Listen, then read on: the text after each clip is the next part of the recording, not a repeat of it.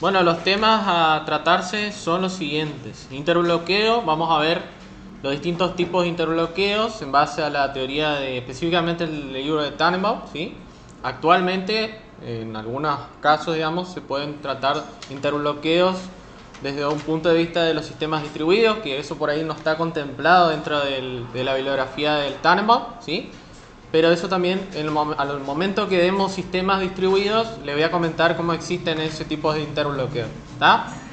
Obviamente, como ustedes saben, esa bibliografía ya tiene sus años, pero no pierde la esencia fundamental, que eso es lo que vamos a ver hoy, ¿sí?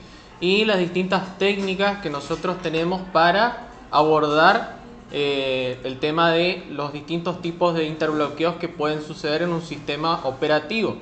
Ya sea un sistema multiprogramación o un sistema con muchos cores, ¿sí? Siempre se aplica el mismo fundamento, por eso lo vamos a ver un poco en detalle, eso sí. Con esto cerraríamos el tema de interbloqueo, ¿sí? Ya no quedaría ningún tipo de dudas respecto a eso. Y vamos a ver también la parte práctica de lo que sería esta clase es bastante práctica, ¿sí? Tengan a mano la parte de Linux, ¿sí? Porque vamos a trabajar ahí. Vamos a programar básicamente alguna cuestión que tenga que ver con las instrucciones POSIX, las funciones POSIX, ¿sí? Ahí hay solo dos, pero son unas cuantas las que vamos a ver. Y por último, rematando, vamos a ver también la parte de árboles de procesos. Aguanta.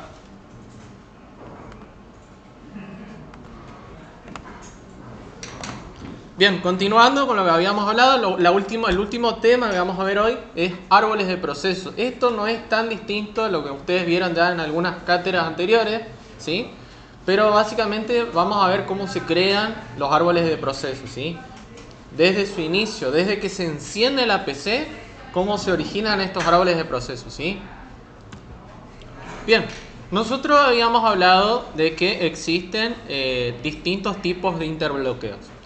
En el capítulo 6 del Tannenbaum vamos a encontrar todo lo relacionado al fundamento teórico, ¿sí? Relacionado a interbloqueos.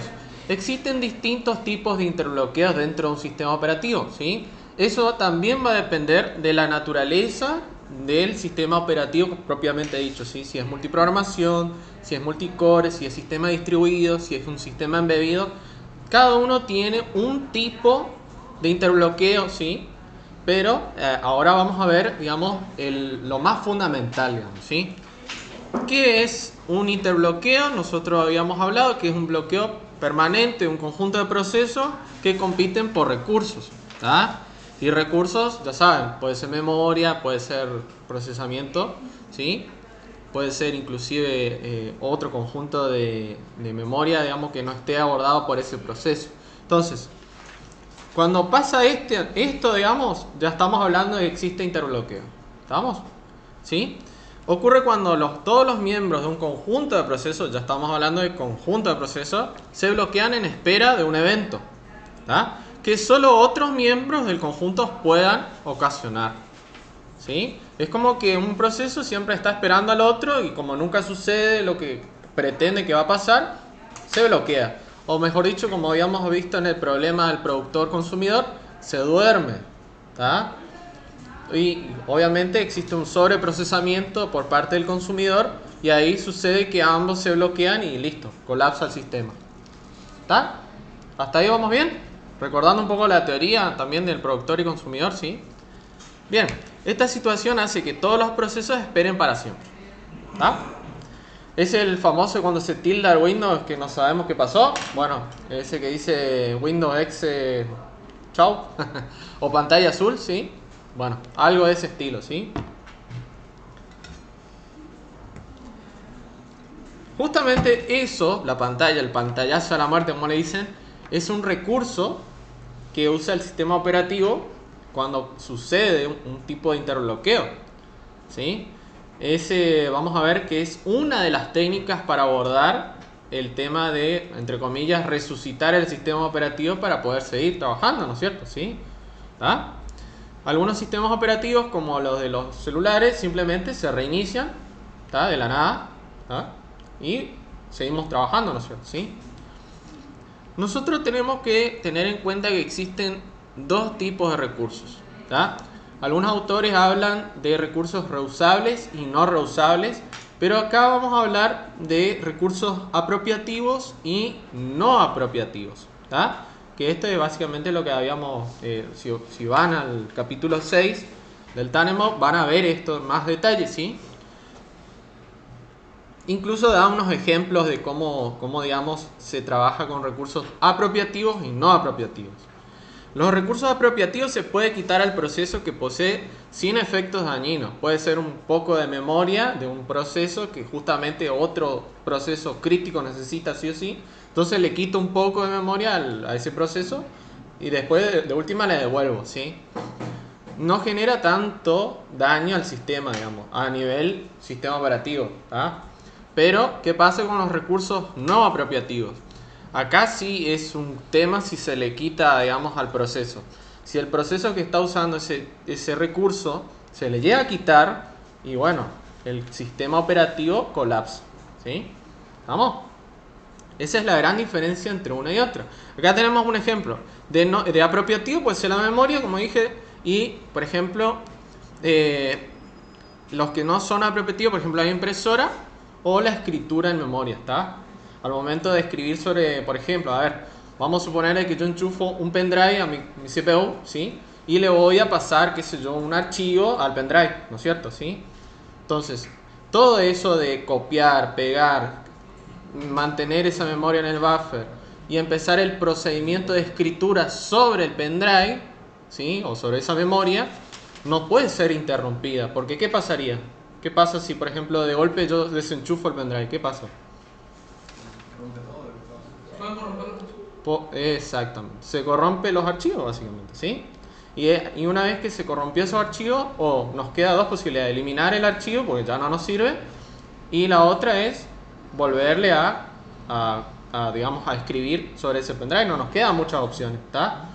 ¿Sí? Entonces, lo mismo pasa con la impresora. Si varias máquinas, muchas máquinas, envían a una sola impresora varios archivos para imprimir, posiblemente haya un tema de concurrencia a resolver. Por eso existe la cola de impresión, ¿no es cierto? ¿Sí?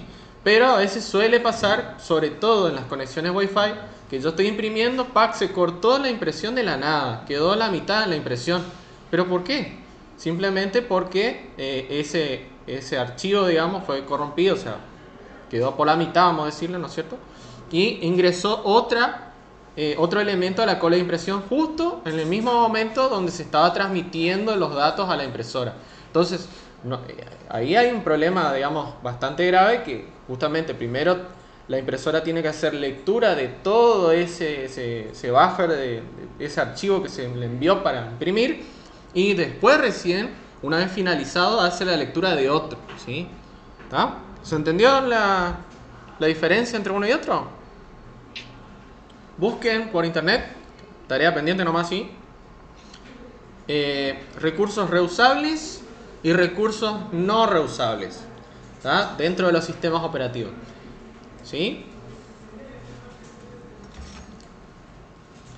Incluso, a ver, cuando estaba armando esta presentación, vi un video de una persona que me encantó porque explicó excelente, digamos, un profesor de otra universidad, que la explicó muy bien esa parte de los recursos reusables y no reusables, ¿sí? ¿Tá? Bueno, seguimos. Nosotros, como la parte de interbloqueo, nosotros nos vamos a concentrar, por eso está el recuadro este azul, sobre los recursos no apropiativos. O sea, cuando sucede un interbloqueo es porque yo estoy trabajando, o mejor dicho, ocurre de que hay interrupciones o mal uso o mala administración de recursos no apropiativos. Porque los recursos apropiativos, bueno, ¿viste? No es tan indispensable, digamos, el sistema no colapsa, digamos, ¿sí? Pero en el caso de este no, ¿sí? Entonces, cuando hablen de interbloqueo, hablan de recursos no apropiativos, ¿está? Esto es muy conocido. ¿Cuáles son las condiciones que tienen que pasar, digamos, para que exista el interbloqueo? Esto está, les cuento, esto está por todos lados en la internet, digamos. Esto es universal, ¿sí? Casi en cualquier idioma lo van a encontrar así. Las condiciones son condición de exclusión mutua. Cada recurso se asigna un momento dado a un solo proceso o está disponible. El recurso, ¿sí? Condición de contención y espera. Esto básicamente habla de que los procesos que actualmente contienen recursos que se los otorgaron antes, ¿sí? Pueden solicitar nuevos recursos. Nada nuevo hasta ahora, es la lista de espera que nosotros habíamos trabajado, ¿sí? Condición no apropiativa, por eso les decíamos, sucede en interbloqueo cuando hay condición no apropiativa, ¿sí? Los recursos otorgados previamente no se pueden quitar a un proceso por la fuerza. Deben ser liberados de manera explícita por el proceso que los contiene o que les está usando, ¿sí? ¿Sí? Y por último, la condición de espera circular. Debe haber una cadena circular de 2 o más procesos, cada uno de los cuales espera un recurso contenido por el siguiente miembro de la cadena. ¿Tá? Esto digamos, ahora lo vamos a ver muy bien. Porque pasa que cuando existe interbloqueo es porque se está dando todas estas condiciones, ¿sí? Y vamos a ver cuáles son las técnicas en teoría que nosotros podemos hacer para atacar cada una de estas tipos de condiciones, ¿sí? ¿Tá? Les dejo ahí un minutito para si les sacan captura o algo, pues esto va de una, digamos, al segundo parcial, digamos, ¿sí? ¿Sí? Entonces estas son las condiciones. La última, ¿sí? La última es básicamente sobre la cadena circular. Recuerden aquel esquema que nosotros trabajamos y cómo se comportaba el proceso, que entraba en distintos estados, ¿se acuerdan? ¿Sí? Entraba en un estado de salida, después un estado de ejecución, después de espera y así sucesivamente, ¿sí? Bueno, y justamente uno de los procesos hacía la espera justamente para poder entrar en la otra cola o la otra lista, ¿sí? Bueno, eso es básicamente, ¿está?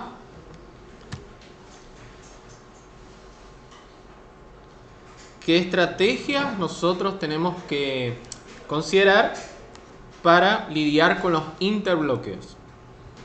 Nosotros en realidad cuando ustedes vayan a hacer un sistema empezarían prácticamente primero por sistemas muy chiquitos, ¿no es cierto? Pero siempre nosotros nos vamos a encontrar con distintos tipos de interbloqueos y para cada tipo de interbloqueo existen estrategias que nosotros podemos tratar, ¿sí? Bien, nosotros vamos a ir ahora al Tannenbaum y vamos a ir hablando un poquito de cómo se trabaja con esto, ¿sí? El primero y el más conocido, ignorar el problema. Que imagínense que ustedes ignoren un problema, ¿no es cierto? Va en contra incluso de los principios de los ingenieros, ¿no es cierto? ¿Sí? Para nosotros, los ingenieros, digamos, es casi imposible que podamos ignorar un problema, digamos, el famoso algoritmo del avestruz. ¿Saben por qué avestruz, no es cierto? ¿No? Se esconde la cabeza, el avestruz cuando se asusta, esconde la cabeza y hace de cuenta que no existe más nada, digamos, o que todo está bien, digamos, ¿sí? Entonces, cada vez que ustedes escuchen esto de algoritmo del avestruz, justamente es porque es como que está ignorando el problema.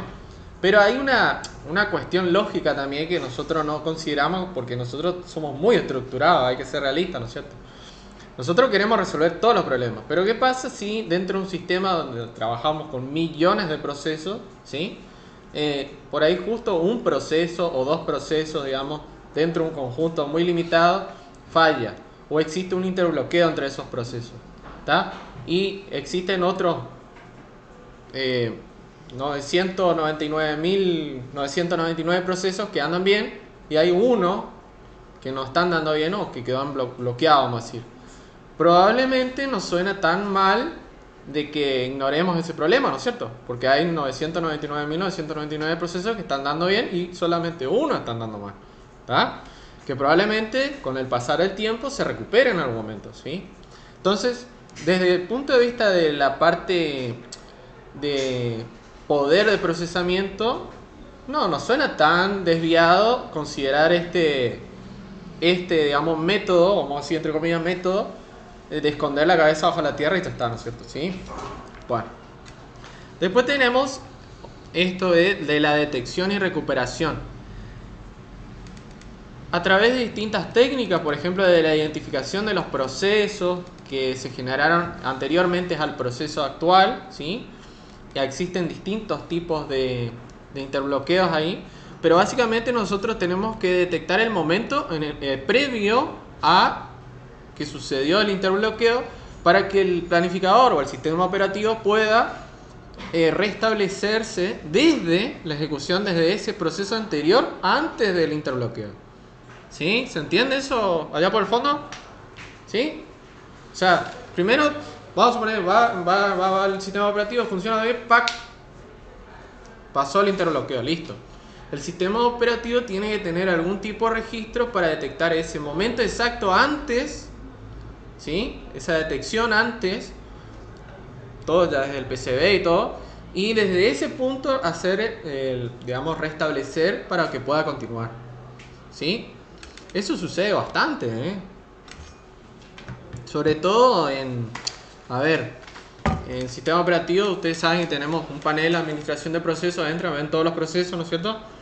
Y probablemente hay procesos que ustedes ven que por ahí no piensen que no sirven para nada. Bueno, probablemente uno de esos tantos procesos que nosotros pensemos que no estamos haciendo nada, está haciendo un registro en tiempo real, vamos a decirlo, de todos estos procesos, ¿sí? ¿Está? Bien. Acá como dice, interbloqueo, detecta y toma acción. Ese tomar acción existen distintos métodos, ¿sí? Que eso vamos a ver ahora, para poder abordar esa detección y acción. Evitar en forma dinámica mediante la asignación cuidadosa de recursos, posibles estados. Esto es bastante importante, ¿sí? En los sistemas críticos sobre todo, la asignación de recursos es sumamente importante. Si el planificador observa de que él va a asignar un recurso a un proceso en el cual, vamos a decirlo así, tiene antecedentes de que pueda salir mal o tiene muchas chances de que ese proceso suceda un interbloqueo, ¿sí? O se dañe o pase algo malo, probablemente el planificador debería tomar la decisión de no darle el recurso y asignar ese recurso a otro, ¿sí? Entonces, por eso dice ahí asignación cuidadosa de los recursos. En base a un histórico, vamos a decirlo así, en tiempo real, ¿no? De todos los procesos que te maneja el sistema operativo, debería hacer la asignación correcta en base a las chances que menos probables sean de que ocurra un interbloqueo o alguna cuestión, digamos, de concurrencia o eso, ¿sí? Entonces, él tiene la potestad de elegir a qué proceso le voy a dar un recurso, ¿sí? Entonces, eso sería de nosotros, vamos a ver ahí, de los posibles estados que tienen los procesos, ¿sí? Por último, prevención, evitar estructuralmente una de las 4 condiciones requeridas. ¿Cuáles eran las 4 condiciones requeridas? Recién lo vi.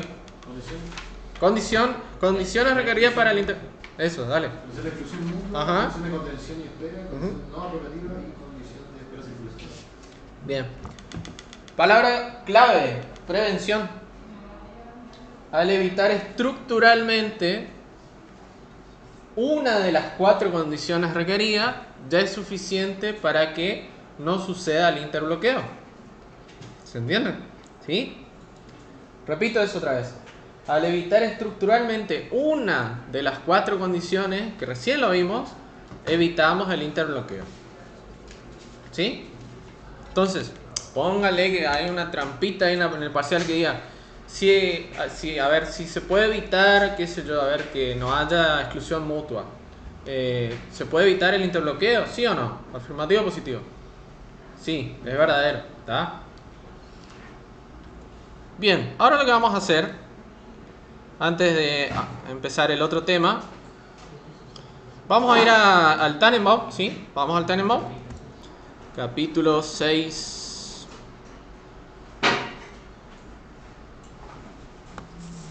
Vamos a hacer más rápido esto. ¿Segundo punto?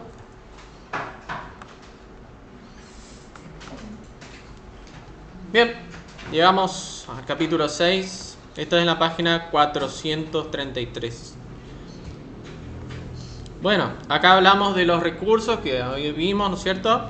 Voy a hacer un zoom. ¿Se ve algo?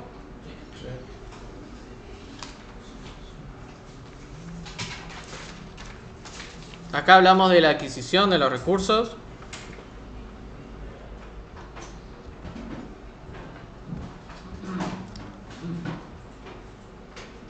Y acá entramos a la parte que está interesante, ¿sí? La parte de los interbloqueos.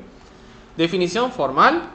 Acá estamos. Un conjunto de procesos se encuentra. Esto es lo que habíamos hablado, ¿sí?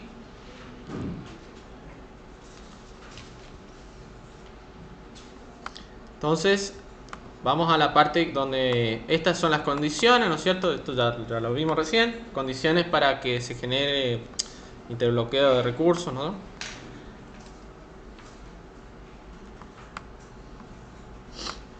Esta es la asignación de los recursos. Tenemos distintos tipos de asignaciones, ¿sí? Un recurso va a una A, por ejemplo, y ver también a S, ¿sí? Y acá hay una lista, digamos, circular. Pero lo que no me importa tanto esto, ¿sí? Acá explica de que existe, digamos, distintos modelados de interbloqueos explicados a través de estos gráficos. Esto lo van a estudiar, ¿sí? Estudienlo, ¿tá? Porque, por ejemplo, aparece este gráfico ahí. ¿Qué tipo de interbloqueo es este? Bueno, lo tienen que saber, ¿sí? Y acá estamos en la parte de los problemas. Cómo solucionamos o qué métodos tenemos, digamos, para solucionar, ¿sí? El algoritmo del avestruz. Acá está hablando de CD-ROM. Ya estamos en otra época, ¿no? Bueno. Bien, esta es la parte más compleja de entender el tema de interbloqueo. La detección de interbloqueos con un recurso de cada tipo. Y después tenemos de no solo un tipo, sino de un conjunto de recursos, ¿sí?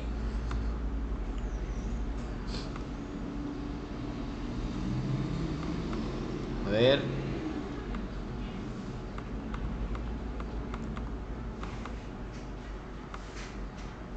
Aguánteme un segundo. Ya estamos llegando.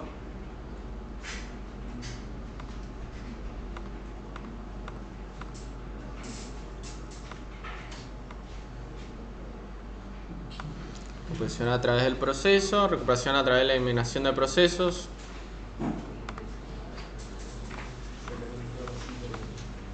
Estado seguro e inseguro. Bueno, esta es la parte de los estados seguros e inseguros. Miren acá en la parte de arriba, ¿sí? Estado seguro e inseguro. Vayan a esa sección, por favor. Hola, ¿qué tal? Los algoritmos para evitar interbloqueo estudiaremos, analizan, estudian. Bueno, esta es la parte muy interesante de la parte de asignación de recursos, ¿sí?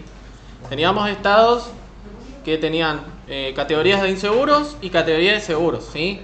Y en base a este estado, el planificador del sistema operativo le asignaba o no recursos, ¿no es cierto? Y acá tenemos distintos tipos de planificadores, ¿sí? ¿Está? Acá hay una explicación formal de cómo el planificador hace la toma de la decisión de la asignación del recurso. Este algoritmo del banquero, hay mucha teoría también sobre esto, sí, muy interesante. Ya lo vimos en la clase pasada, por eso no lo voy a explicar tanto ahora. Y acá está la parte que me interesa a mí. ¿Cómo nosotros prevenimos el interbloqueo? ¿Se acuerdan la última parte? Nosotros atacábamos directamente las condiciones, ¿sí? Entonces, atacábamos la condición de exclusión mutua, ¿sí? A ver, vamos a hacer una lectura de esto, de estas 4 formas de ataque, digamos, ¿sí? Y ahí yo le voy a hacer una pregunta aleatoria a algunos de ustedes, ¿sí?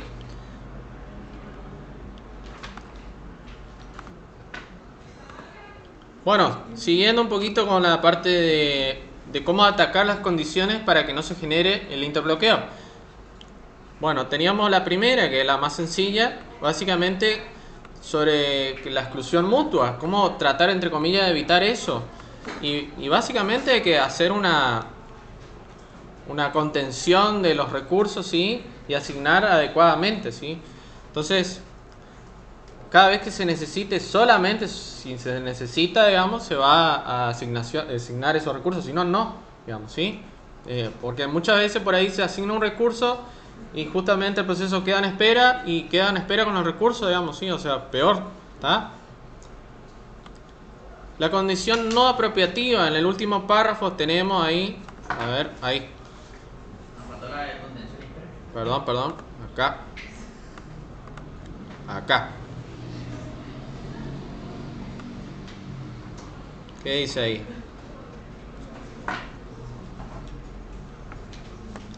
A ver, alguien que lea esa parte, por favor.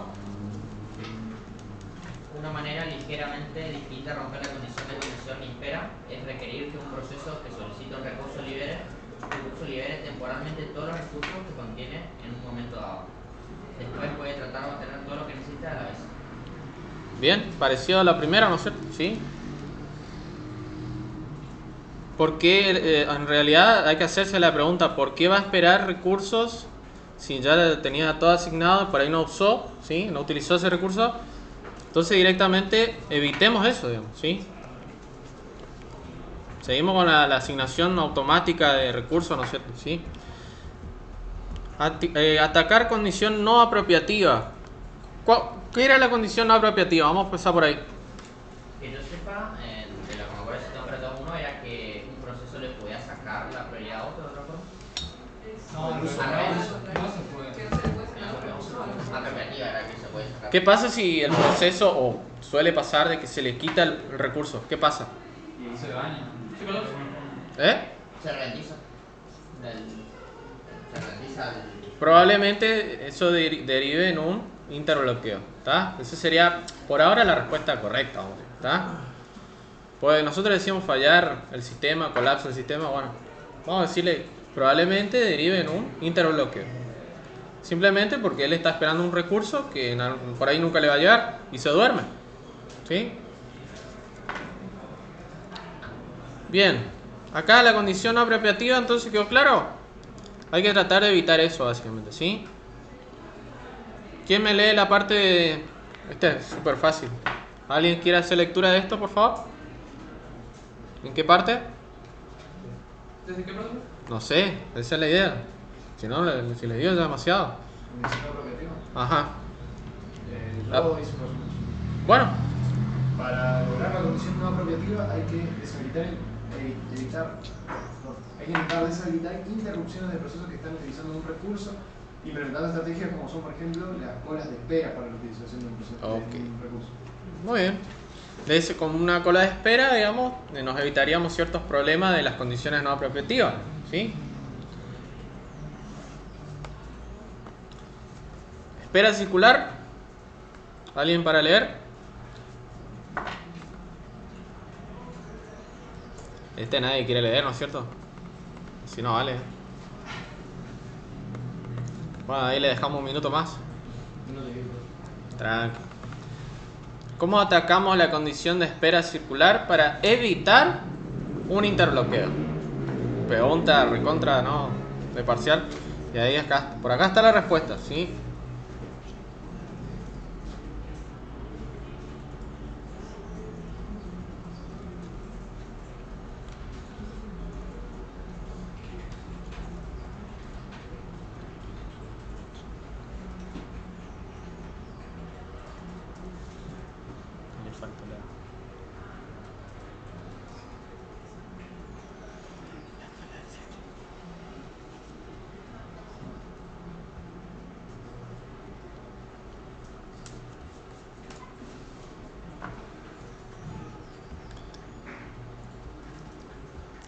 Hay problemas de concurrencia por acá. Miren, acá hay una tablita de resumen. No se quiere en la mente, ¿sí? ¿Está? ¿Cuáles son? Resumidamente, pero demasiado resumido, creo yo. ¿Cuáles son los métodos que hay que hacer, digamos, para atacar cada una de las condiciones? El último es simplemente, al no tener un control en la espera circular, lo más eficiente sería ordenar los recursos de forma numérica. Y listo. ¿Está? Esa... ¿sí? Le voy a preguntar qué es lo que se ordena de forma numérica. ¿Los turnos? Exactamente. ¿Está? Recuerden que nosotros habíamos visto un video, ¿se acuerdan del algoritmo de Peterson? Bueno, basándonos en ese video se pueden dar una idea de cómo es esa espera circular, ¿sí? Y la asignación del recurso se va a dar en base a los turnos, digamos, para utilizar ese recurso, ¿sí? Bueno, acá también varía mucho en esa espera circular si trabajamos con muchos recursos, digamos, y que un proceso por ahí usa más de un recurso, ¿sí? También